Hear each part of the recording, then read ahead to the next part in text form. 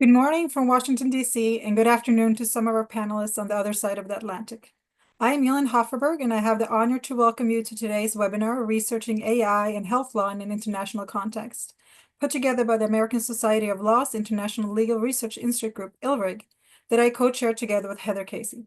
ILRIG is dedicated primarily to its members' professional development in the areas of foreign comparative international law, FCIL. ILRIG provides a forum for discussion among legal informational professionals, legal scholars, and attorneys. ILRIG enhances its members' opportunity to share their knowledge about available FCIL resources, research methods, research techniques, and best practices. To that end, we organize presentations, publish a newsletter, and maintain a website that reflects the most recent developments of the legal research profession. Our members are particularly mindful of the interdisciplinary and multicultural aspects of contemporary foreign and comparative and international law, and believe that global legal policy and norms cannot exist without strong foundations built on exhaustive research. ILRIG is committed to being a forum for discussing ASIL's unique and analytic needs. And today's webinar serves that purpose, in particular with the developing field of artificial intelligence and how it interacts with law.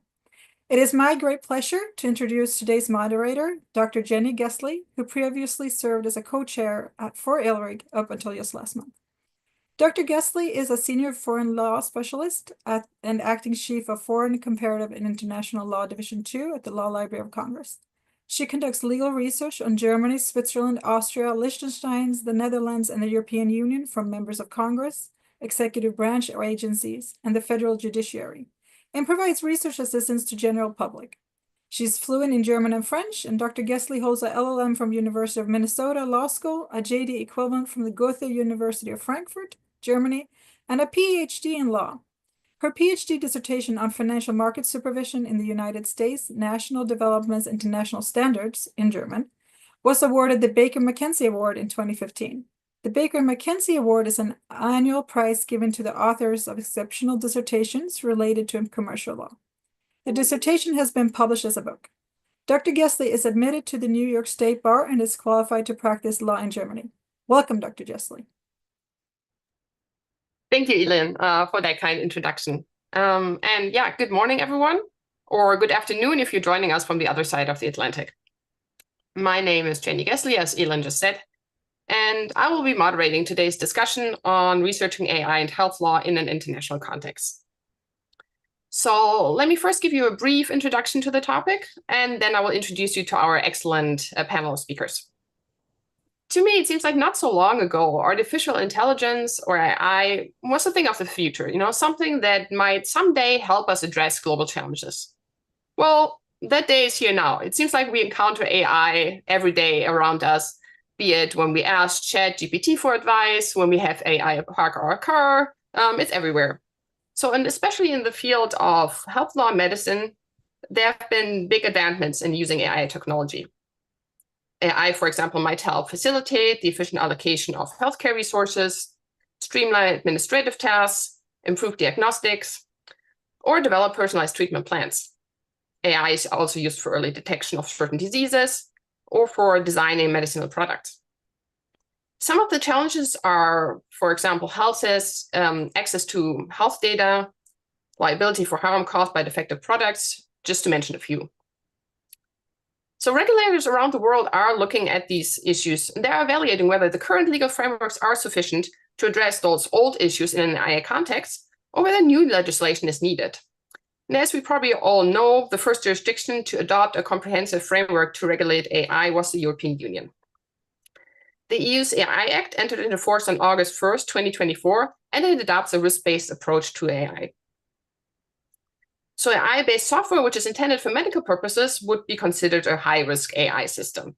And that carries with it, that classification then has certain requirements. The EU is also working on a liability regime for AI and has recently established a European health data space, which enables the secondary use of electronic health data for research and innovation, among other things. Because as we all know, AI needs reliable data to be trained. But particularly health data is very sensitive data, so that always needs to be taken into account, for example, by establishing sufficient safeguards and so on. In addition to the EU, on September 5th, 2024, the Council of Europe Framework Convention on Artificial Intelligence and Human Rights, Democracy, and the Rule of Law, the AI Treaty, opened for signature. But unlike the EU AI Act, the AI Treaty from the Council of Europe is just a framework convention, which establishes broad commitments by its parties, but leaves the details to national legislators or other instruments. So as you can already see from this very brief overview, AI in healthcare and in medicine touches many areas of the law. And there's not just one specific legal framework that applies. So we have to ask ourselves, do we need one or more new specific legal frameworks just for AI in this context? Or how does AI fit within the existing legal frameworks?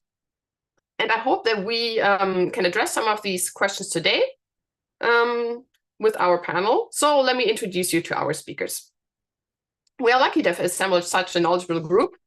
All of them have contributed either as editors and or authors to the recently published Research Handbook on Health, AI, and the Law. So our first speaker is Barry Solomon, who will give us a general overview of the topic, including a discussion of how research in this area emerged, how the book contributed to framing some of the issues, and how the field might develop moving forward.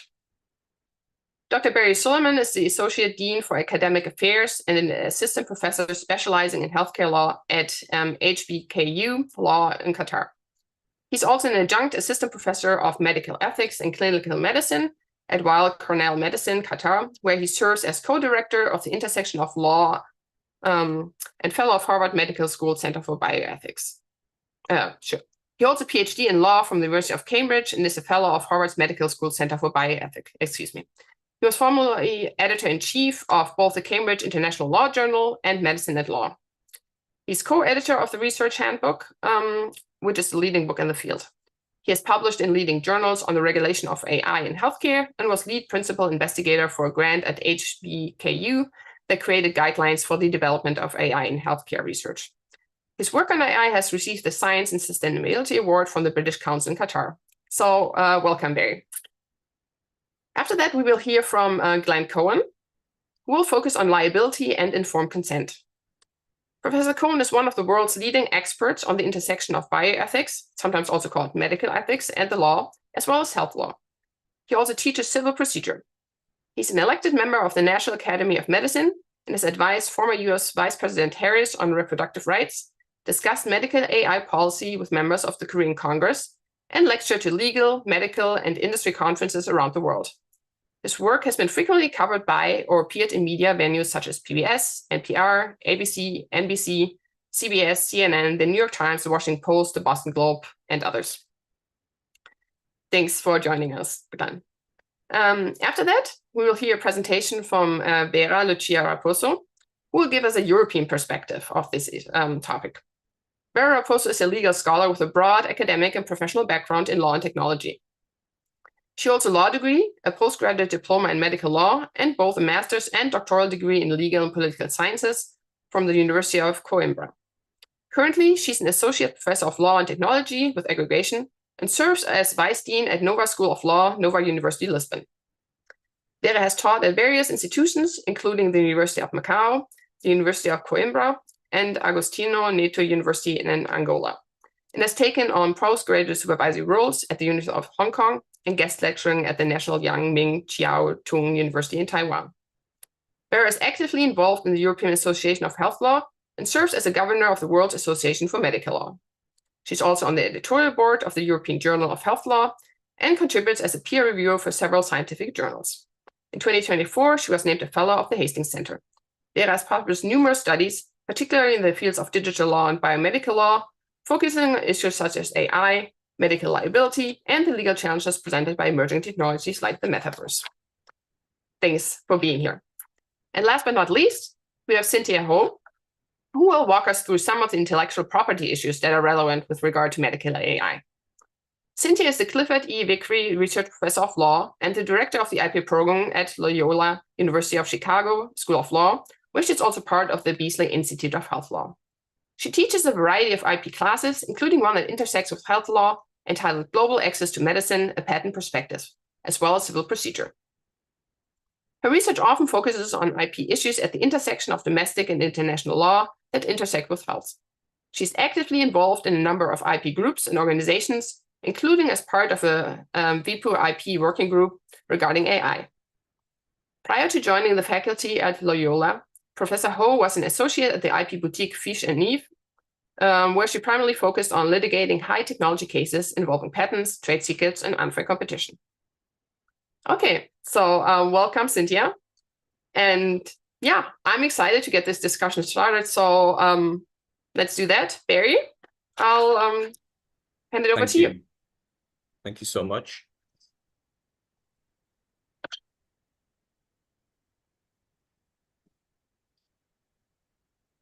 It would be great if we could make the presentation full screen, perhaps. Yeah, trying that right now.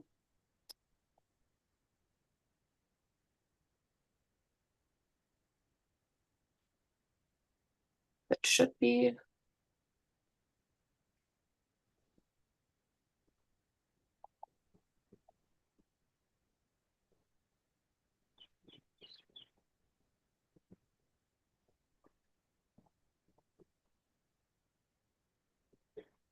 I'm not sure. Is it working? On my side, it's not full screen, but it's okay. It's fine. We can just go through with it as the slide deck, unless it needs to be full screen. Sorry about that.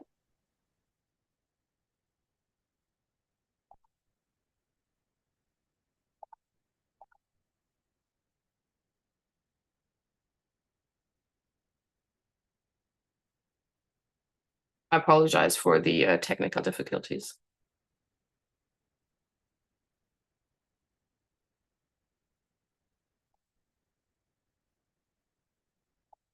You could select from beginning, maybe. Would that work? Yeah, I'm trying, and I just tried it out, but it was working before. I do apologize for this.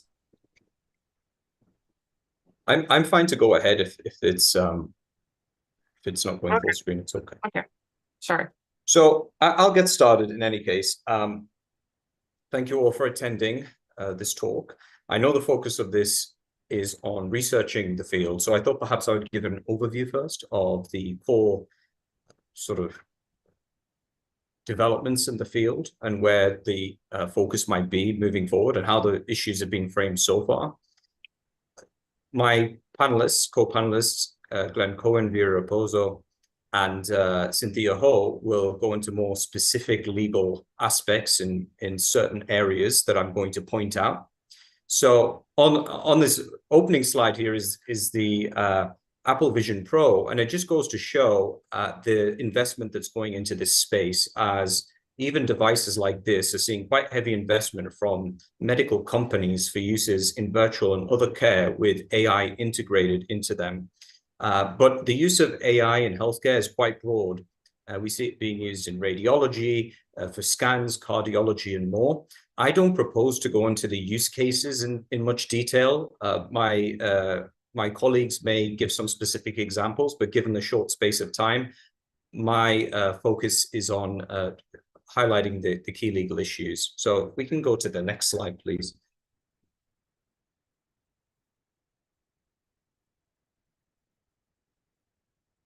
I've got nothing to declare. The next slide, please.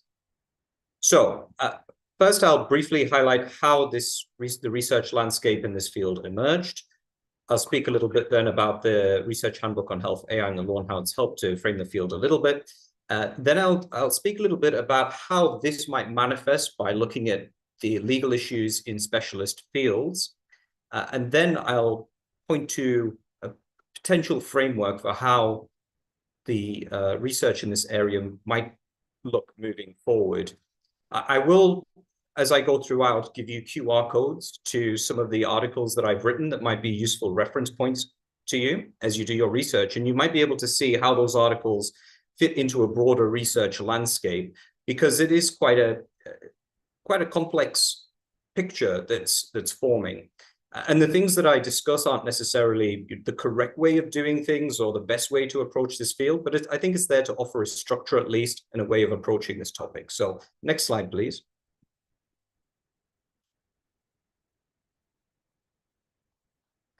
So on how the research landscape emerges, first QR code there to an article that I wrote for a multidisciplinary audience, which is there essentially to help frame how healthcare lawyers and bioethicists came to the field. AI has posed new challenges for technology's use in healthcare. So, for example, the way that AI intersects with matters of informed consent has raised debates and issues of explainability. But there are lots of these will be raised in the other talks. There are lots of ways that AI has raised new legal challenges. And one thing that the healthcare lawyers in this space did in the beginning was to examine existing laws and to ask, well, how do those existing laws apply to these new challenges? And can we adapt those existing laws to deal with those challenges? And invariably, the answer is often that, yes, we can adapt those laws, but only to a certain point. Beyond that point, we may need new law. And during that process of analysis, we saw the growth of lots of guidelines around the world, soft law guidelines by the OECD, by the EU, by the World Health Organization, and so on, that helped inform some of those gaps and governmental and intergovernmental discussions about developments in this area. And so this is, in some ways, informed the formation of new law. As Jenny mentioned in her introduction, the AI Act is an example of that. But we'll see this inform more work that's going on moving forward. So that's sort of the broad how this research landscape emerged. My co-editor, Glenn, who's on the panel, was one of those very early sort of researchers in this field. So we can go to the next slide, please. Yeah. So yes, that's correct. So here's a QR code to our book, which is open access. And in the book, we try to frame at least some of the legal issues that emerge. It's not necessarily the first framing that's being done of this. There have been other articles. In chapter 1 of the book, Glenn and I give quite a comprehensive overview of how the field came to be, what the early research was. And that's, I think, a really useful reference point for those just trying to situate themselves when they're trying to do research in this field. The chapter 1's called A Framework for Health, AI, and the Law. And I'd encourage you to go to that as a resource. But when we were framing the book itself, at least, if we can go to the next slide, please, we identified 6 key legal issues that seem to arise time and again in the field. And they're usually to do with, there are 3 issues to do with data that arise quite often. So discrimination, algorithmic fairness and bias, data privacy and security. Those are 3 separate issues. Then there is issues of medical liability, which Glenn will speak about next, informed consent, IP, which Cynthia will talk about as examples. So these are the sort of core issues that tend to come up time and again. The extent to which they are relevant to particular research depends on the application of AI we're talking about and the segment of healthcare in which AI is used. Beneath the law is obviously ethics. And so we also have chapters which consider secular ethical issues and religious ethical perspectives, such as Christian ethics and Islamic ethics. So, but there are others in the field. Those are just to give a flavor for how they might frame the legal issues that arise in a given jurisdiction and context. So, for example, where I'm living in Qatar, Islamic bioethics does frame the formation of healthcare laws. That would be to a lesser extent, of course, the religious ethical perspective in a more secular society where there might be different perspectives. So we have these core 6 legal issues in any case. And if we go to the next slide, please. So one of the inquiries we did then was to do sort of an examination of well, what are the countries around the world doing right now to look at these legal issues for the use of AI in healthcare? And so we surveyed the US, the EU, China through the Greater Bay Area, the UK, the 3 GCC countries, Singapore and South Korea. And invariably what we found was the development of medical device regulations to incorporate guidelines to do with devices that incorporate AI. So guidelines to cover such devices. So before you would have medical device regulations that applied to static devices that don't change over time. But now we're seeing the evolution of these guidelines to deal with more adaptive algorithms as they're incorporated into medical devices. And so the way this manifests can be a little bit nuanced, though. So it's not just that straightforward. Some countries are more robust in how they incorporate these guidelines than others. So if I say, if I look, for example, at Singapore and Saudi Arabia, they're pretty robust. The FDA is looking a lot into this space, and there's a lot of scholarship in this area. So if you're contemplating, well, if your research is in the medical device space, these chapters are very useful in that regard. One big problem, though, is that a lot of what is coming out of these countries, can we go one step back, one slide back, please? A lot of what is coming out of those countries, in my opinion, does not really deal with these core legal issues in at least a coherent or comprehensive way. The developments in those countries might, in some ways, touch on these issues or these legal topics, but there isn't a coherent framework as applied to healthcare that brings together these different legal issues. And so I think there's work to be done in that regard that is that I'll speak about in a moment. So there is some evolution on data privacy laws and considerations about how data protection, for example, applies in AI. But again, there hasn't been, for example, a law or some big guidance that's come out on medical liability issues as they pertain to AI, or some big change in guidance that I've seen, at least in a national health service somewhere. So there's definitely work to be done, or guidelines on informed consent in a comprehensive way that I've seen. Maybe Glenn might have updates during his talk. So can I move forward a couple of slides? So to continue then down this path, we have these 6 legal issues. We know that countries around the world aren't really dealing with those in a coherent way. So I've published a few articles in the last year in which what I've sought to do is to see, well, how do these legal issues manifest in specific areas of healthcare?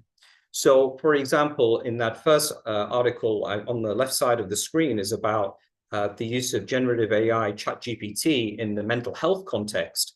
And what I found in my analysis was that privacy is the biggest issue there, followed by consent for use and then data security. When I looked at another article on the right side there, the use of AI in post-acute and long-term care, we see the priority is more on ethical issues such as autonomy, discrimination and bias issues, and then data privacy and accuracy, followed by issues of consent, licensing, and liability. Can I go to the next slide, please?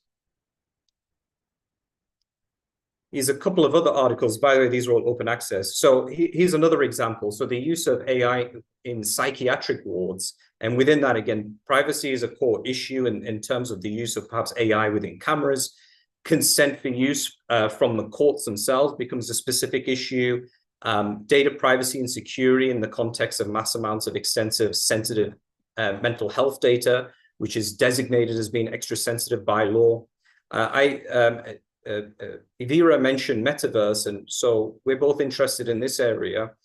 In my article on how do virtual devices that integrate AI, how do these issues play out?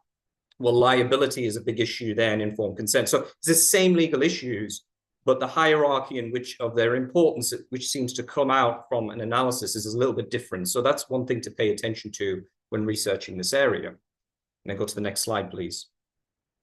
So then if we have that in mind, the big question then is, how does the field look moving forward, and how might the field develop moving forward? And I think this is a big open question, and different people have different opinions. I'm at least giving an example here from just a perspective paper that some co-authors and I here in Qatar have written. It's coming out in NPJ Digital Medicine within the next month.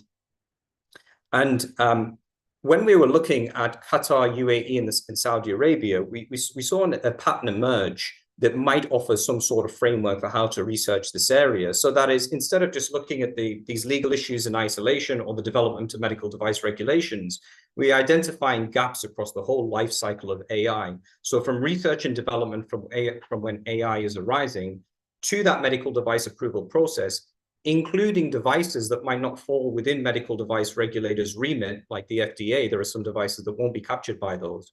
And beyond that, to the use of AI in clinical practice and what that means for governance and oversight at that stage. So next slide, please. So, and for the first stage, we've already developed in Qatar guidelines, research guidelines for healthcare AI development, which I put the QR code on there. And that points to having robust guidance at the very initial stage when you're developing AI that contemplates these legal issues early on and contemplates the use of AI early on. So you're preempting those issues. Next slide, please. Next slide. And the next one. We also, if we look at the Saudi example, that is an interesting one of phase 2. Saudi Arabia already has interesting guidelines which incorporate separate guidance from the World Health Organization on assessing whether a medical device that incorporates AI complies with certain standards. So if we go to the next slide, we have here this is the name of the guidance, the MDSG10. Next slide, please. And here is an analysis that I did of that, which shows that it discusses how that phase 2 might go in a separate article. So how does the Saudi Arabia approach fit into that? Next slide, please. On the back end then is asking, well, once we have an AI system and it's in practice and use, how should we develop guidelines in this area? And interestingly, Abu Dhabi and Dubai and the United Arab Emirates have developed guidelines and actually policies with the force of law that sort of govern that space. So for example, if a hospital uses AI, what must they comply with? And so we wrote a chapter in the book that covers that, but there's more research to be done in that space. So next slide, please. And on that back end, separately, I've queried one slide before. So on that back end, so if we think about policies that talk about implementation and practice, but this is where we have those legal issues will particularly play an important role that we identified in the book, like medical liability and informed consent. And how do we tie those legal rights that exist in law to the use of AI back to the patient? And I've discussed elsewhere, do we, for example, need a patient bill of rights in this space that can thread these different parts together? So next slide, please. So just to bring this together, I know it's a whistle-stop tour. What we've seen then is the emergence of this research landscape and what healthcare lawyers sought to identify as being new challenges in the space. With the book, we tried to frame some of the core legal issues that are in the space and identify what regions are doing in that regard. And what they're doing is, I'd say, premise a lot around medical device regulations, but more work is needed. There's also, we need to think about how those laws or legal issues apply within subspecialties, because their priority can differ or the emphasis on them can differ depending on the specific application. And then finally, can we bring this then within a broader governance framework that doesn't just capture AI in a piecemeal fashion, but considers the development of AI from very beginning at research and development to it being incorporated into a device and then being used in clinical practice on the back end. And these are just some of the, I think, the big issues that we need to still look at and develop with research in this area. So happy to discuss more in Q&A, and thank you all for being patient with me in this pretty broad overview. Thank you. Thanks, Ray. That was very interesting. This is a good overview, and I think that's a good way to get us started. I just have like one follow-up, and we can talk about that more during the Q&A. I was just wondering, I mean, you talked about a lot about guidelines being developed at the moment. So these are all still like non-binding, in your opinion. Do you think at some point we'll have a more binding, maybe even international treaty to tackle these issues, or what's your opinion on that? In general, I'm doubtful about international treaties, but the one thing that makes healthcare unique is that at least the standards of medicine are global. So the standard of care is based on best practices and science. And so I think at least we have a basis for agreement there on something that's broad and applicable. And there is work going on at the World Health Organization in that regard. But whatever guidelines you develop, I think has to be done cautiously. The guidelines we developed in Qatar were done in step with the Ministry of Public Health from day one over the course of this 3-year grant project. And still now at the end of that, we need to think very carefully about moving from them being non-binding to binding. And that, I think, has to be a very careful process so that there aren't any unintended consequences for researchers in the space. But happy to discuss more in Q&A. Thank you. Thanks. Okay, let's turn over to Glenn. And excellent. Can everybody hear me okay? And informed consent. Excellent. So we go to the beginning of my slide deck. Just that first slide. There we go. Next slide, please. Here are my disclosures, just in case you're interested. Next slide. Just some examples of what we're talking about. Barry did an amazing job giving us an idea of the sense of the world, but I'll just give you a few examples, right? So using AI to determine whether colonic lesions from a colonoscopy are malignant or benign. In vitro fertilization, using AI to determine the starting dose of follicle-stimulating hormones. Chatbots, including mental health chatbots or general chatbots, giving mental health advice. Lots of discussion this week in the news about that. The Stanford Advanced Care Planning Algorithm, also known as the DEATH algorithm, which Stanford's hospital uses to predict 3 to 12-month mortality of patients, a proxy for when to initiate a palliative care discussion. IDXDR for diabetic retinopathy, and then ambient listening, which is becoming very common in many hospitals, one of, I think, the first ones to really expand very quickly. Next slide, please. So I'm going to talk about liability. This is a multi-level problem because we have physicians, we have developers, we have hospital systems, and actually the interaction between these is not simple or smooth. Now, I want to emphasize at the start that in the US, and I suspect elsewhere, there have actually been shockingly few actual reported cases of AI in medicine liability cases that have made it to published decisions. The ones we do see are mostly actually surgical robots. That's probably the most common one, the Da Vinci robot in particular. And you might think, okay, well, not everything's reported. But when I talk to malpractice insurers, for example, they also tell me that they see very few in their closed claims database. So even though I'm going to talk about liability, I want to emphasize that actually we have relatively little, and maybe that'll change as AI expands, but there we are.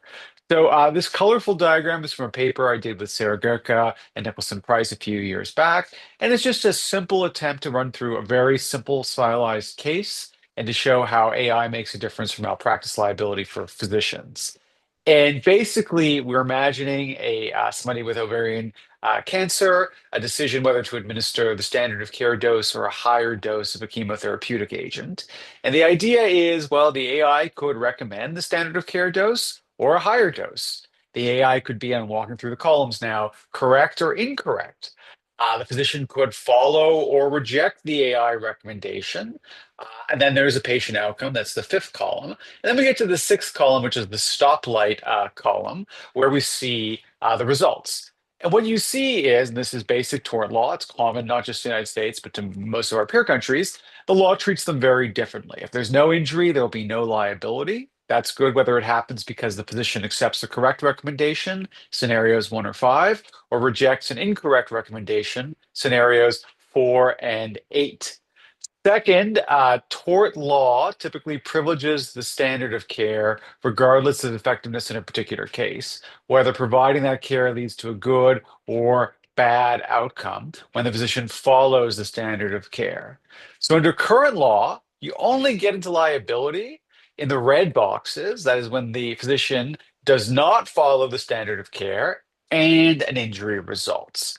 Now, that just is like following the logic of tort law, but it has the following kind of implication that's a little bit problematic.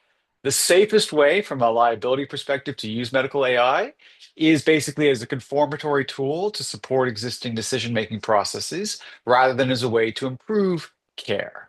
That means that when an AI tells you to do the thing you were going to do anyways, oh my God, it is the most brilliant AI I've ever met. Brilliant. When it tells you to do the thing you weren't going to do, oh, well, I want to be very careful here and very cautious because if an error results, I'm going to be liable. Now, that is a way to practice medicine, but if the entire benefit of medical AI is to identify precisely the cases where the standard of care is not what we should do, where a better outcome is available, where we can personalize, it's kind of a profoundly depressing result that tort law incentivizes you against that in exactly the case where it's supposed to add value. Now, tort law is not forever fixed. Over time, standard of care changes. You think about something like an X-ray, for example. There was a period of time before X-rays where we did all sorts of things and there was no X-ray available. Today, if somebody has a break and you think it's a break and you don't take the X-ray, well, the failure to use the technology may be below the standard of care. So the same may become true with medical AI. But tort law is inherently conservative, medical malpractice law in particular, lots of respect for the respected minority. And this is a slow process that can only really be supercharged, I think, by either governmental interjection of itself or some agglomeration of expert reports, physicians groups, royal societies in Canada and elsewhere, kind of recommending and saying this is standard of care. Now, in the book chapter, in the book that Barry mentioned, I did with Sarah Goetke and Nicholson Price, we go a little bit further. We show that causation is going to be a big challenge in the AI tort context with medicine. Demonstrating the cause of an injury is already hard in a medical context, where outcomes are frequently probabilistic rather than deterministic.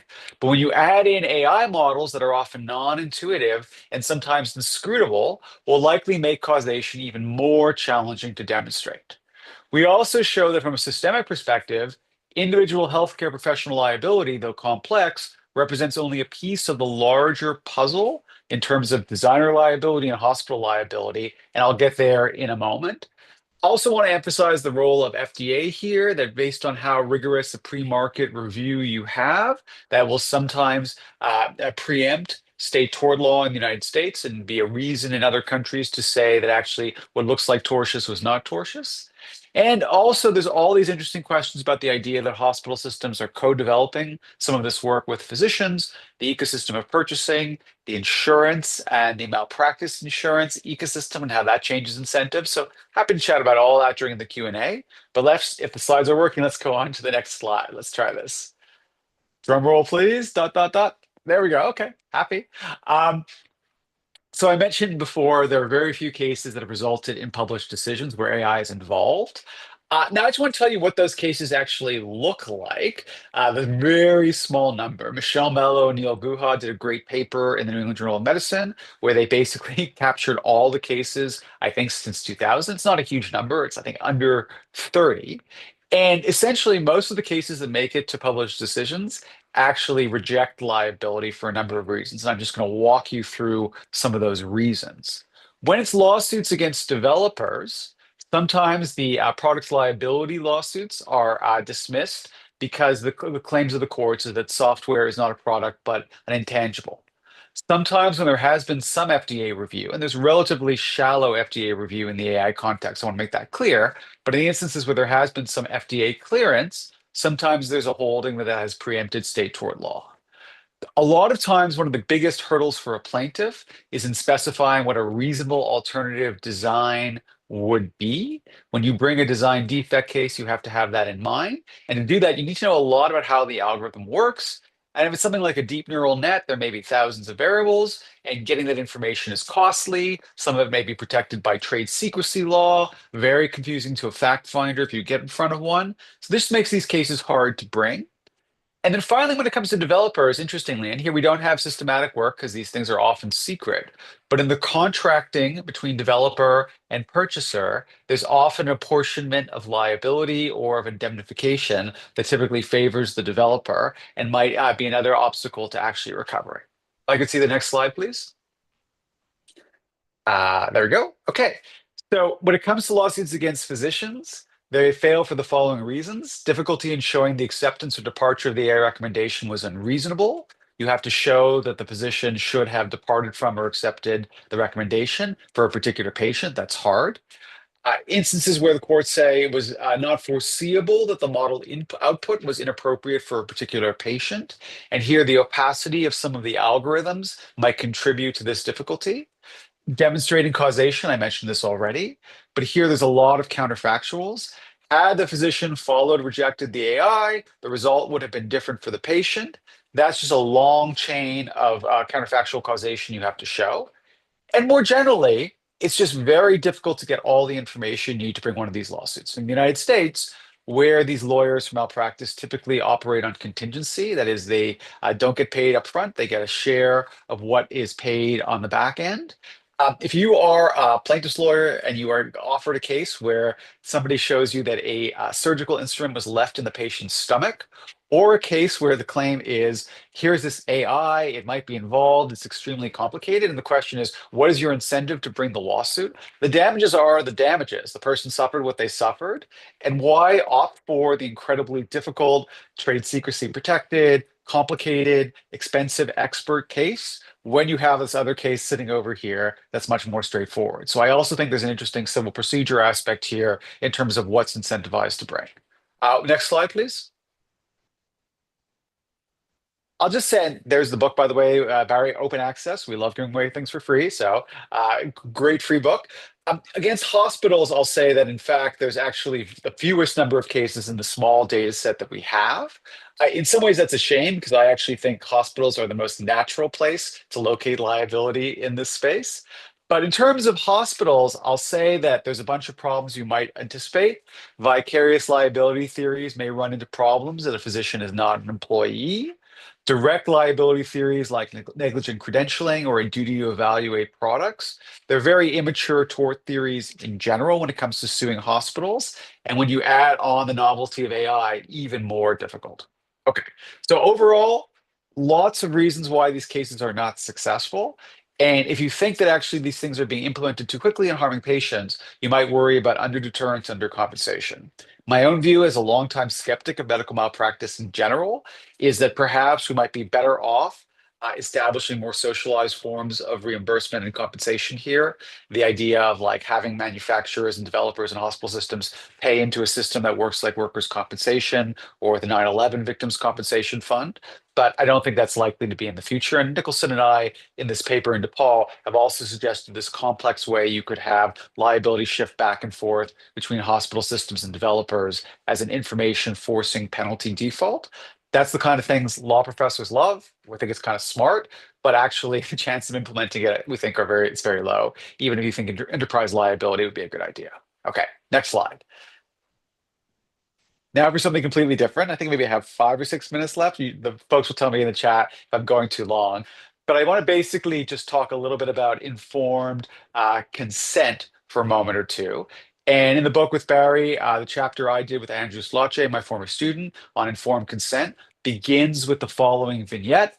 A patient is diagnosed with stage 1 small cell lung cancer. The patient's physician recommends surgery, adjuvant chemotherapy, explaining the benefits and risks of each.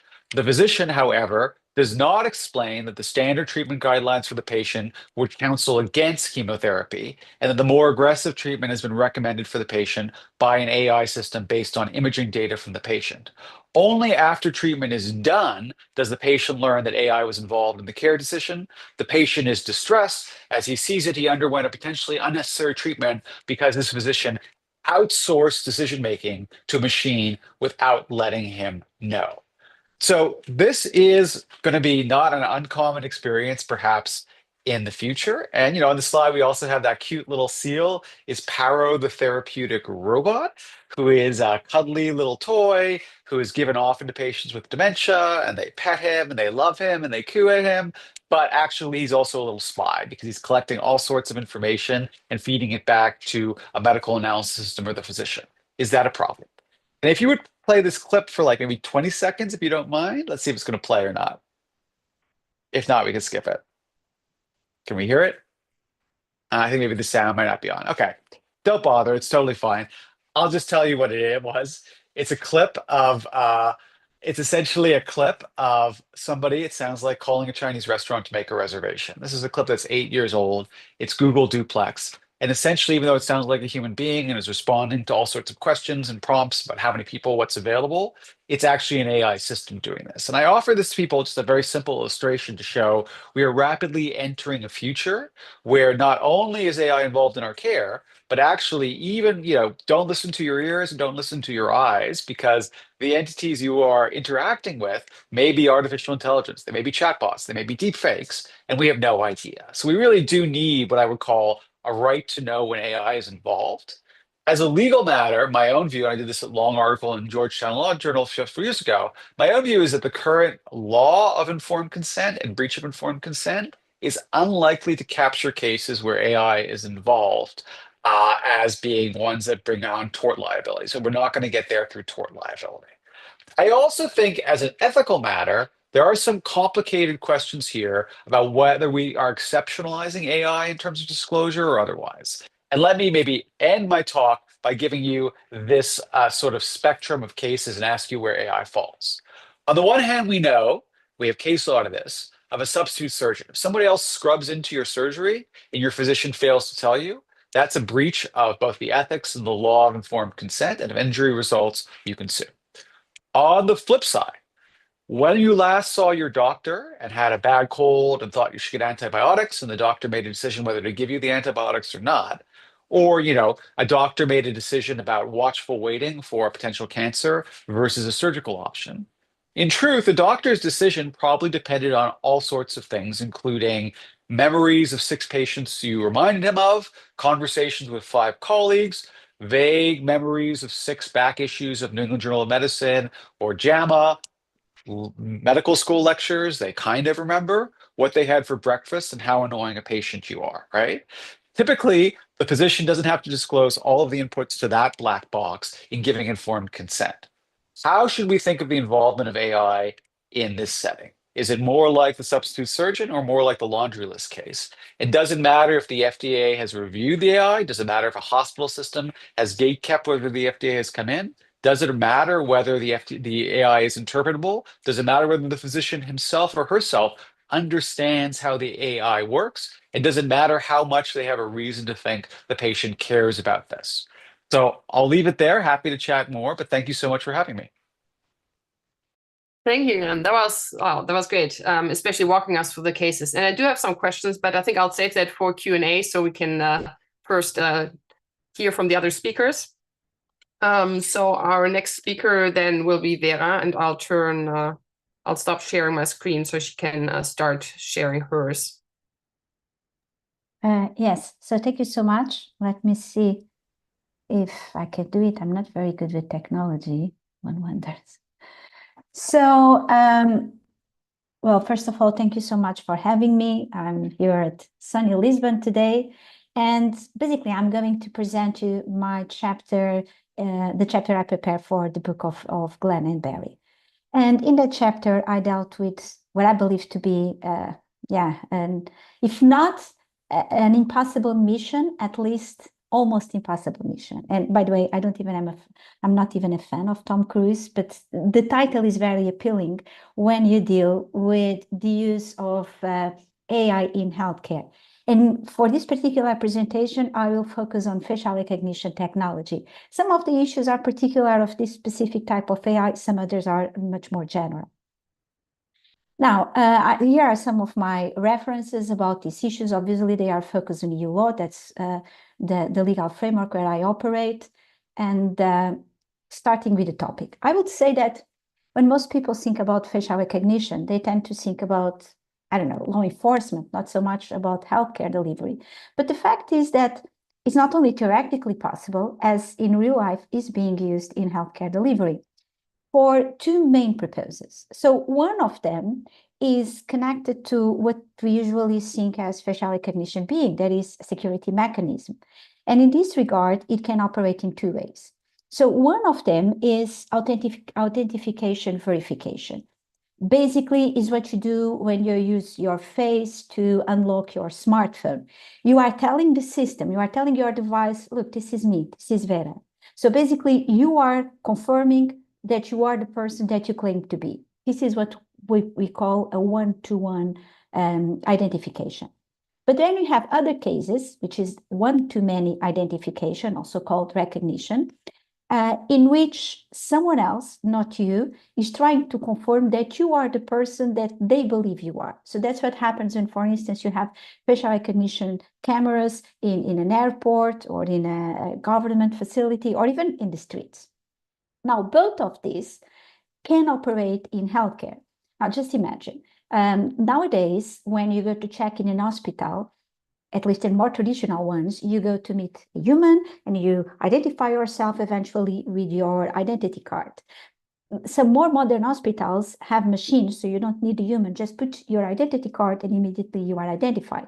But what if that operates by using facial recognition? So you could put yourself in a specific place in the hospital, in a specific corner, and then you will be immediately identified. Now, this can be very useful, in particular for patients that struggle with communication because they do not master the language, elderly patients, young children, or patients that reach the hospital in an unconscious state. Another possibility is to use this technology to allow doctors to have access to the patient's health record. As you know, not everyone, not every member of the medical team can have access to the patient's medical record of a given patient, only the ones that are involved in the care provided to that particular patient. And what we use nowadays are, well, basically traditional credentials, emails, and passwords, but this could be done, and I would dare to say, with a higher level of safety by using an identification with our face, just like we do with our smartphone. Or also to give patients access to his medical information. So in the comfort of our homes, we could have access to our health record or exams in our devices, again, identifying ourselves with our face. I see particularly interesting this technology to avoid mistaken identities. You see, we still have cases of, I don't know, the wrong patient being surgically intervened. We misidentify patients, especially if, again, they do not talk our same language, if they are already with anesthesia. And so this could be used eventually in parallel with other identification mechanisms to be sure that Mr. X is indeed Mr. X. It also could be useful to control who goes into particular departments or sections of the hospital, because we don't want patients, relatives, or even non-authorized health staff to go into restricted areas. And also to control who goes out. So not only who goes in, but also who goes out. We have cases of patients, especially elderly patients, eventually with dementia, leaving the hospital without anyone to be with them, and often the outcome is not a very happy one. And we have the infamous cases of kidnapped babies. Again, facial recognition could help us to prevent such scenarios. So this is, let's say, the more traditional use of facial recognition technology as a security mechanism. But I'm especially interested in its use as a health tool, that is, as a medical device. And I know this looks a little bit far-fetched, but indeed, it can be used as a medical device. Because one of the many uses of facial recognition is facial characterization, also known as emotion reading. Now, you might remember many, many years ago when President Bill Clinton said the famous words, "I did not have sex with that woman," I repeat. And then we found out that, well, that was not really the case, well, depending on the concept of sex, of course, but kind of blurred. And when we found out that he was misleading us, you had all kind of experts coming to comment, you see what he's doing with his mouth, and you see the eyes, and you see the face. Well, basically what they are doing, or what they were trying to do, is reading microexpressions. And that can be done by analyzing our facial features. And some humans can do it. You need a trained eye, of course, but facial recognition technology can also do it. Now, how can this be used in healthcare? Well, for instance, to identify the existence and the quantity of pain. Of course, you could ask the patient, does it hurt? Are you in pain? But remember, some patients cannot communicate that well. You have the case of young children, including newborns. How can they communicate that, right? That they are in pain. And this is not only for physical pain, but also emotional pain, meaning that this technology could be very useful to identify very early signs of medical burnout and the consequent suicides that frequently it involves. It could also be used to check if patients are taking their medication. Of course, this cannot be used in every single disease, every single medication, but in some cases, the lack of medication can be showed in your face, again, by analyzing your microexpressions. And also, as a follow-up mechanism for patients that have been discharged, they are now at their home, you want to see how the disease is evolving by simply doing a smartphone scan and the analysis of microexpressions. This could be a huge assistance for doctors. Now, another possibility is to use facial recognition not only to diagnose, but also to predict medical conditions. It has been used to diagnose some genetic conditions because for some of them, like some forms of autism or the Cornelia-de-Lange syndrome, the existence of these diseases can again be identified by some features in your face, but they are very mild signs. So it's very difficult for a human doctor to identify them, even because they tend to be very rare forms of those diseases. So it's not like doctors find these patients every day. Again, facial recognition can diagnose these conditions in very early ages and immediately start the treatment. As a prediction mechanism, well, remember that your face says a lot about yourself and your future health. So for instance, if you have spots in your skin, careful with the sun, large and red nose, you can have more risks, it's too much. If you have wrinkles around your mouth, maybe you are a heavy smoker. Now, this is very obvious, and you can track that with your bare eyes. But at the very beginning, these changes in your face tend to be very subtle. So you need facial recognition as an indicator that something not that good might happen in your future. And so you need some change in your behavior or even some treatment. Now, this is all very interesting, but there is obviously the compliance issue, especially here in the EU, where we are totally obsessed with regulating everything slightly related to digital issues. Now, there are many possible regulations that could apply to facial recognition technology when used in the ways I just described. For the sake of time, I will focus on 3 of them. So one of them, obviously, the AI Act. So the AI Act is based on the so-called risk-based approach, meaning that the AI systems are categorized in different levels of risk. This one is the higher level, usually forbidden, some exceptions. This is the lowest level, and then you still have general purposes AI. Now, I will spare you the entire analysis, but what I can tell you already is that the uses of facial recognition that I described in this presentation will be considered high-risk AI systems. What changes is the legal ground. If it is a medical device, this will be the legal ground. So if it's used, let's say, to diagnose diseases, whereas when the technology is used as a security mechanism, this will be the legal ground here. But the outcome is the same, high-risk AI system. And what that means is that these AI systems or facial recognition technology, when used for those purposes, has to get the CE marking of conformity that some of you might know because it's very common in EU products. And for that to happen, the product must be subject to the so-called conformity assessment. And if the assessment is positive, then it gets the CE marking of conformity and can reach the market. Now, these are the requirements imposed by the AI Act to get the CE marking of conformity. It goes from human oversight, so some of the things that Glenn was talking, as things related with data sets to train AI, systems of risk assessment, cybersecurity, well, you name it. Now, we still don't know very well how stringent this assessment is going to be, because this part of the AI Act is still not in force, and the Commission has not released guidelines, unlike what happens with other parts of the AI Act. But I dare to say that it's going to be a very stringent assessment. So conformity assessment is a must under the AI Act, but it's not the only one that facial recognition technology must undergo. Because when we are talking about facial recognition as a medical device, for diagnose, for identify pain, for instance, it is also under the scope of the medical devices regulation. Now, the medical device regulation in Article 2 defines medical devices. You can see that software is very clearly linked to there. And then in an extended version of Article 2, you can see the aims that have to be in place for the software to be considered a medical device. So checks the kinds of uses of facial recognition that are described following Article 2. And that means that when facial recognition is a medical device, again, you have the conformity assessment, because medical devices in the EU need the CE marking of conformity. So you have another conformity assessment, one that is different from the one imposed by the AI Act, because the requirements that are to be assessed are different. We call them the general safety and performance requirements, and they are very different because these two regulations have different mindsets. the assessment in both cases is usually performed by notified bodies. Now, all around the EU, you have these notified bodies. You have some examples.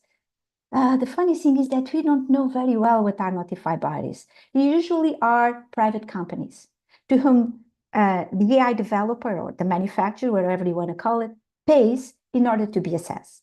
We are very trustful people here in the EU, so we don't mind if people pay to be assessed. We consider that that's okay. But some people call it the private compliance industry. So you see, it's not fully consensual. And the question here is, how many assessments will you have? Because in my case scenario, you will have one imposed by the medical device regulation, another one by the AI Act. And by all means, you can have other assessments depending on the number of regulations that apply. These conformity assessments, in order to get the CE marking of conformity, are very, very common in the EU. Now, my take, and obviously the most desirable scenario, is that you have only one conformity assessment performed by one single notified body that calls to him all the possible assessments with all the possible requirements. This will be the easiest way. Now, in theory, I think this is the idea under the AI Act. This is what results. But in real life, this might not be possible because you see, each notified body needs to have a specific accreditation in order to perform the assessment in light of a specific regulation. So for instance, you might find a notified body that is able to do the assessment under the medical device regulation, but not under the AI Act or under all the other possible applicable regulations. And if that is the case, you will have various conformity assessments, either in parallel or subsequently, eventually with different outcomes. And well, if that happens, this will be so complicated. Can you imagine? It will take loads of time. It will be very expensive for companies, too complex, too bureaucratic. I don't know. And finally, as a kind of a cherry on the top of the cake, yeah, our beloved GDPR, the most stringent data protection law in the entire world. Now, there are many things to say about GDPR and facial recognition technology. For the sake of time, I will focus on the legal ground. Because you see, facial recognition deals with a very specific type of personal data, biometric data, which are our facial features. And this is biometric data are what we call sensitive data. So they require specific safeguards, an extra layer of protection. This is my face whenever I talk about sensitive data. Whenever I talk with my clients or my students, I do this awful face. Now, what happens here is that the basic requirement of the GDPR is that every time you need to process personal data, you need to find a legal ground. This means that the situation you have in your hands must meet one of the scenarios described in the law. In our case, Article 6, that provides the legal grounds for the processing of personal data in general. Now, the caveat here is that when it comes to sensitive data, as it is the case of biometric data, you need an additional legal ground. So besides the one of Article 6, you need another one in Article 9. Now, the question here is that the two legal grounds do not match. I mean, the list in Article 6 is not exactly the same one as Article 9. So sometimes we feel you are doing a puzzle in which the pieces do not fit together. It's like a game. And it's tremendously difficult, especially when it comes to biometric data. Now, some of my colleagues will solve the issue by saying, just rely on consent. It's a legal ground. And you can find it both in Article 6 and Article 9. Very seducing, very easy. Well, I always reply, guys, get away from consent is the trickiest legal ground. For so many reasons, I will spare you this speech, but we should only use consent when all the other legal grounds cannot operate. So, moral of the story, it's extremely difficult to find a legal ground on the GDPR to use biometric technology, any kind of biometric technology, including facial recognition. Now, we're coming to the end. How will this work together? And by the way, this is a picture of my faculty, all very welcome. How will this work together? Quite frankly, I don't know, but I think it's an almost impossible mission, just like me doing this Tom Cruise scene. Almost impossible. Thank you so much. Thank you. That was very interesting. Especially, I'm impressed how you walked us through the legal basis. At least, gave that overview, and we can I've definitely some questions on that we'll address in the Q&A. So let's turn to Cynthia and a totally different topic, the intellectual property issues that come up in with regard to AI and health law. So Cynthia?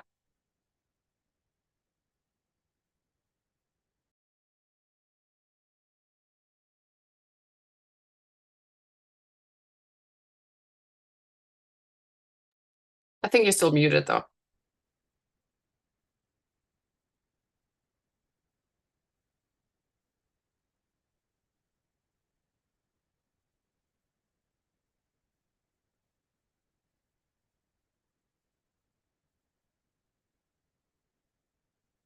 Yeah, we can't hear you yet.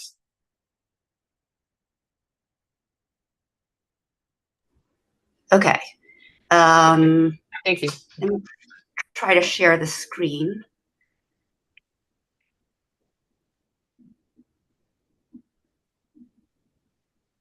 It's telling me I need to restart Chrome. I don't know why.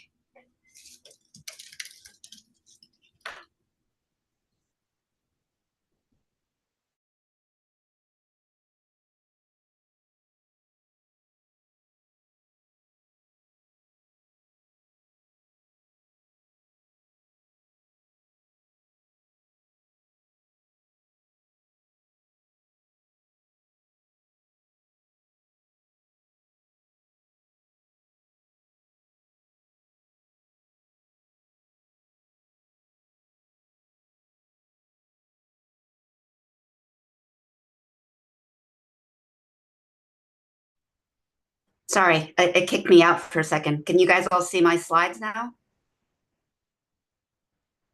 Yes? We did for a second. Now, now they're gone again. They were for a sec now. Okay. All right. Sorry about that. I will go ahead and get started. Thanks for having me. I'm going to try to give a little bit of an overview of IP for those who are less familiar, talk a little bit about how some examples of IP work for AI in healthcare, and then bring up... I think they're not sharing now. They were sharing, but I at least can't see them. So they were up for a second. Okay, now they're up. That's good. Now it's working. Yeah. Great. Thank you so much for letting me know that it wasn't working. Okay. So the plan is start with overview, some examples, and then end with policy issues. So to start on IP, as probably everybody knows, it is a kind of legal protection. But I want to start with the what and why. So as you may know, IP protects mostly intangible creations, mostly of primarily human ingenuity, although it's a major question right now. What if AI creates some or all of things? Should that be protected? In terms of why, if you're talking to people who own AI, or not AI, or any kind of creations, and they want it, they want IP mostly for financial reasons, which makes sense. Practically, it enhances their economic benefits. But it's not just about IP owners. IP, in most situations, is something that society decides to give as a policy matter. Primarily, it is assumed that AI, or rather IP, is given to promote innovation intended to benefit society. Now, I mention that because it's really important in terms of what we decide to protect or not. Since inherently, if you give protection to someone, like the creator, that means you may be taking something away from society, or at least increasing barriers to entry. So we all know that patented drugs, for example, cost more than generic drugs. That's because of IP. So it's a constant push and pull that scholars have about how much protection we want to give, because it can impose a cost on not just users, but even subsequent innovators who might want to build upon prior stuff. So one important issue, especially in the context of our interconnected global world, is that today, most countries who are members of the World Trade Organization, which is over 160 countries, have to provide IP under the so-called TRIPS agreement. So the graph I have in the middle, those are all the countries that are members and must comply with this agreement. The different colors just have to do with what time they entered into the agreement. Now, what is, I think, kind of interesting, but not always obvious to everyone, is that although there's an international agreement, there are not uniform standards. So that's what the image with the hurdle is for, because countries have to provide the minimum, but there are not uniform agreements. And in fact, other international attempts to create uniform, it's not entirely surprising because countries may have different preferences.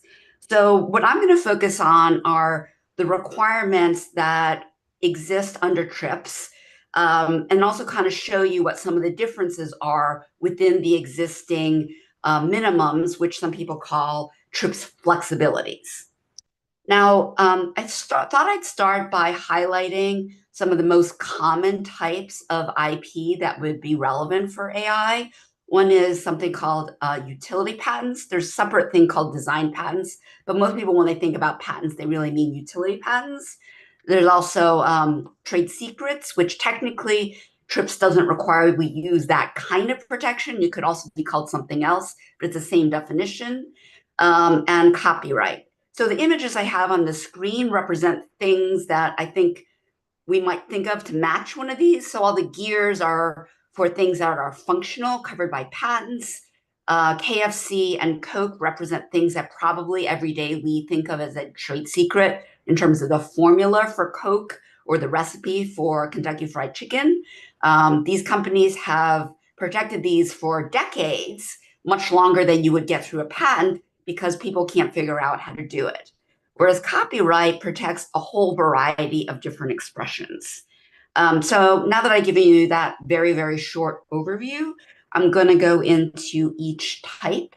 And before I do, though, I just want to mention that there is also the possibility of creating sui generis laws. And that might actually be an issue that we want to explore for AI. So some countries like the EU already has some sui generis laws. For example, they have one for database protection, which might sound like it's for AI, but it actually was created before the advent of AI. And some have suggested it's not entirely that helpful right now for not just AI, but in general. But I may go through like the basic types. So for patents, for functional inventions, this is the only kind of IP for which government approval is required. And there are actually a lot of requirements. There are requirements for both the invention and the application. So the first issue, which could potentially be an issue for AI, is that the invention has to be permissible. So I wrote relevant subject matter, and although all countries have to protect inventions under TRIPS, it's not defined what an invention is. Now, a number of jurisdictions where AI is protected, including the US and in Europe, have limitations that would seem to apply to AI. So software as well as algorithms have challenges in these jurisdictions. They don't in Qatar and China, but most AI currently, people try to seek protection in the US and European Patent Office, and there it is a challenge. It's not entirely outlawed, but it's under additional scrutiny. So even if you get over that hurdle, there are additional requirements. It has to be useful, new, and non-obvious. And even if you have all of those things, the application itself has to have adequate disclosure of the invention. So this is thought of as a societal bargain in that it's not fair to give someone the exclusivity of patent rights unless you're sharing the invention. In some jurisdictions, including the US, there is special disclosure required. So in the US, AI machine learning has to disclose some of how that happens. Now, assuming you have a patent granted, you might be wondering what the scope is. So patents have the most exclusive scope for all IP, unless, of course, they're invalidated. But they have the shortest term. So maximum protection, but shortest term. And in terms of maximum protection, you can exclude everyone from making, using, selling, offering to sell, importing your invention, including someone who independently invents or reverse engineers. And although there are some exceptions, they are very, very limited. So for example, most jurisdictions have an exception letting the government get around these exclusivities called compulsory licenses. But as we saw during COVID, most countries do not use them. So there were countries where, like India, their population didn't have enough vaccines. Their court was saying you should use a compulsory license, and the government didn't do it. Mostly it's fear that it will be problematic in harming innovation. There's also trade secrets for things that are valuable when kept secret, and the owner takes reasonable steps to protect it. No government approval is required. All you have to do is keep it secret. Some things that could be trade secret could also be patented, but a much broader range of things can be secret because you don't have to have an invention. It just has to be valuable. The scope of this is that it's very limited, unlike patents. It only protects against somebody misappropriating, like so someone stealing the invention. It does not protect against someone independently creating the same thing. If you are able to keep it secret, it's potentially of infinite duration and it's very cheap to get, but it's very, very fragile in that if the secret gets out, you lose all protection. So you could sue someone and get money, but you can't continue to benefit from it against everyone else. The other major kind of IP for AI is copyright for expression. So the requirements are a lot easier to meet than patents. It just has to be work that is minimally creative, which is less than new and non-obvious. There are also some exclusions for facts, ideas, and methods. So similar to how a patent can't protect something that's not new, copyright's also similar. We want people to build upon things that everyone knows about. So a fact can't be copyrighted, naturally occurring thing can't be patented. But the same idea in different forms could be copyrighted. So we could have the same idea of how an app works, and if the code protecting that was written in different software code, different people could have copyright for each version of that. Now, the scope of copyright is exclusive. You can prevent other people from making or building derivative works, but there are some exceptions built into a lot of laws for things that are socially productive, such as archival use or teaching. And some countries have broad-based use. You may have heard of something called fair use, which is broad, but it also is uncertain what's going to be covered. It's relatively easy and low cost to obtain. That is a benefit. For the context of AI, there is potential liability in terms of training AI databases because you might be using someone else's copyrighted material without permission. Now, in terms of some healthcare examples, here are a variety of different things, some of which other speakers have talked about. So you could have AI diagnostic tools, AI to help with drug discovery, personal medicine, wearables, monitoring device, and even robotic surgery. What a lot of different kinds of AI have in common is they often are using machine learning and database development.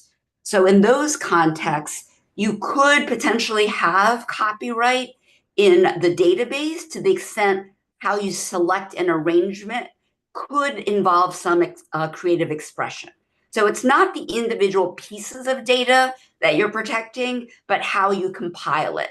So in a non-AI context, there's an old case about how a typical phone book where you list people in alphabetical order is not copyrightable. But if you did something unusual, for example, if you listed people by the type of pet they have, or if you color coded it by their favorite color, that could potentially be copyrightable.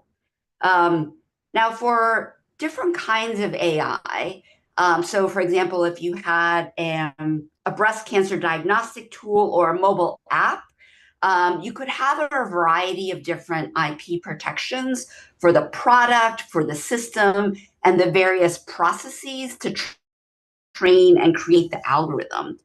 I think the IP you're most likely going to use would be patent and trade secret. So I think I mentioned earlier that algorithms are challenging to patent in most jurisdictions, but the method of using the algorithm could maybe be patented, and even if not, you could potentially use a trade secret. The product could include some aspects that are patentable if it's in a way that would be new enough. So like if you use a standard camera to do the imaging, that's not patentable. But if you put a bunch of things together, maybe in conjunction, that would be patentable. Similarly, the software code, maybe that would be protectable, although if someone does it a different way with the same outcome, that wouldn't really give you much benefit. Now, I think there's some major policy issues we need to think about. One is what IP the inventor or owner wants, and the other is what society might want IP to consider. So for the owner to consider, there are issues. A big issue would likely be whether or not to get a patent. And a major question might be, would it be easy to reverse engineer? If so, then patents would be a better way to go because patent protects against that. Also, if you need to share your your invention to make something, then a patent would be easier than trade secrets, where you would have to take a lot of planning to safely share it and not get your trade secret out of there. Also, if you want to raise revenue, a patent might be more helpful to convince investors. So different things in terms of patent versus trade secret to think about. Most of these we already went over, so for time purposes, I'll just go on to societal issues. A big one, I think, is non-IP issues, to think about safety and fairness. So I think there's a lot of discussion and concern about we need feedback loops to make sure the AI is safe and fair. We want to make sure it's training with things that aren't going to be imposing more discrimination. And we really want to make sure it's fair. We do know from other contexts, like drug discovery, that if there's not adequate disclosure, things can be really unfair and harmful. So people actually died from drugs like ASIL and Vioethics because doctors didn't know the full scope of data that regulators did, which caused some laws to change. So things we might want to think about for changing AI, even though usually inventors can decide whether to have trade secrets or patents, maybe we don't want them to have that decision, or maybe we want more disclosure. Also, even if something is patented, it could be hard to make the disclosure. Some AI, especially if the algorithms continue to evolve, might be challenging to disclose. We might need to modify things, require some deposit. Also, existing laws for copyright liability, there's a bunch of open cases, but maybe we need more laws either for copyright or database protection. So I know that was a very quick overview. There's a chapter which my terrific colleague, Charlotte Scheider, and I worked on. Also, we both have all our stuff on SSRN. I have a forthcoming article about a lot of health dangers with trade secrets that are undisclosed in general that include, but are not limited to AI. But thanks for your attention. Thank you, Cynthia. I'm sorry to rush you, but I thought so. If anyone of the audience has any question, please use the Q&A feature. But I definitely have some questions for the speakers. So Glenn, maybe a question for you. So you were talking about how it's already so difficult to prove liability in general. Then AI complicates it even more. It's difficult to prove anything because of the specific characteristics of AI, autonomy, the black box effect, and so on and so forth. So do you think maybe in the case of AI, we need like a strict liability regime? Would that be a good option? What are your thoughts on that?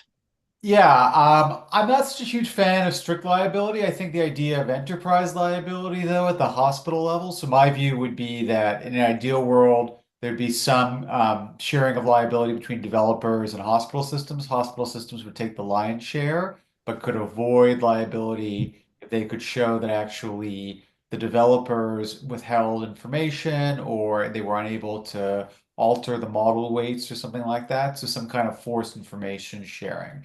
But it's possible that I think that even strict liability, any liability is not the way to go, and even better to have a workers' compensation system where if you're injured and AI is involved, you get a regimented amount of money. You don't have to prove anything. That's probably, I think, the first best in my view. Okay, that's actually an interesting suggestion. Thank you. Vera, I had a question for you. So this is very interesting, the whole facial recognition and what you can use it for, the good and the bad. But like one of the problems I see maybe, I guess, especially when you come into the hospital, you said, maybe you can use facial recognition to recognize the patient or get the medical records. But if the person is unconscious, for example, they can't obviously consent to this, technology being used. So what are your thoughts? I mean, how can we, do we need something like for people who have like a living will? Do we need something similar for AI that before you go into the hospital, they might use this facial recognition on you? Well, thank you so much for your question. That comes again to the issue of the legal ground to use facial recognition or to data processing, which is not an issue that is addressed by the AI Act. This is a purely GDPR issue. Most people always focus on consent for everything in our lives. No, consent is not the only legal ground, and not quite frankly, the better one or the more suited one.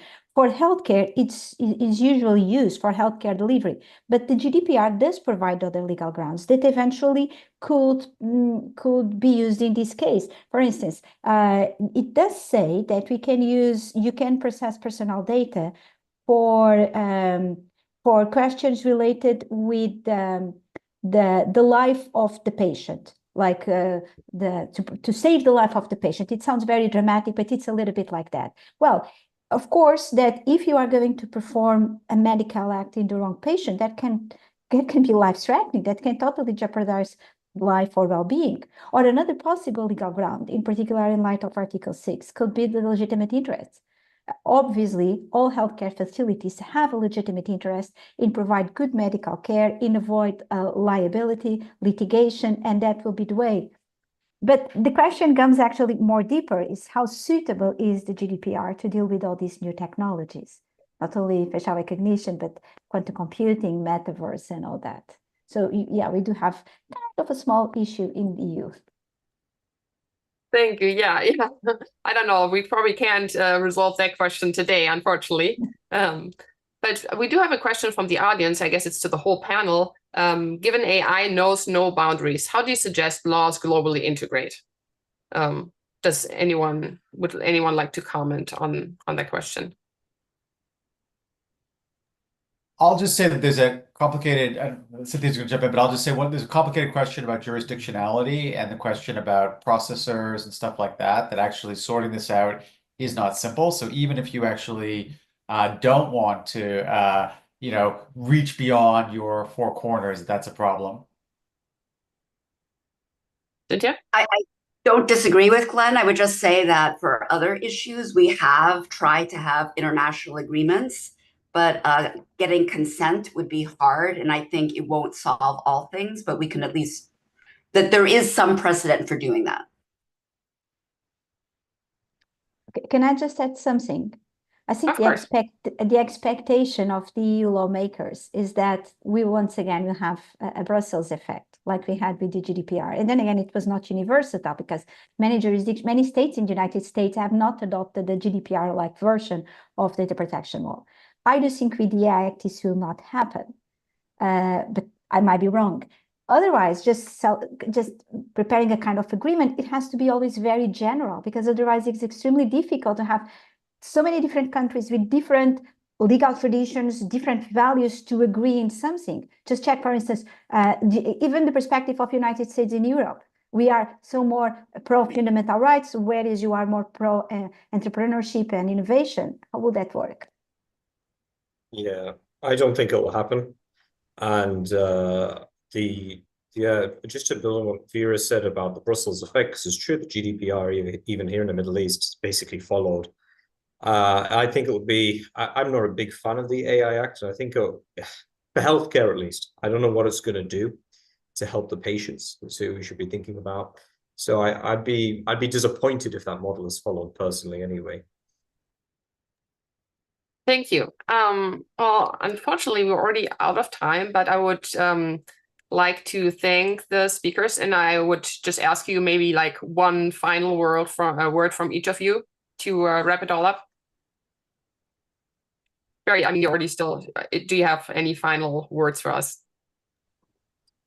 So since this is about research, all I'd say is, this is, I think, been a tremendously helpful overview given by, and actually a detailed look at some of the legal issues by some of our colleagues.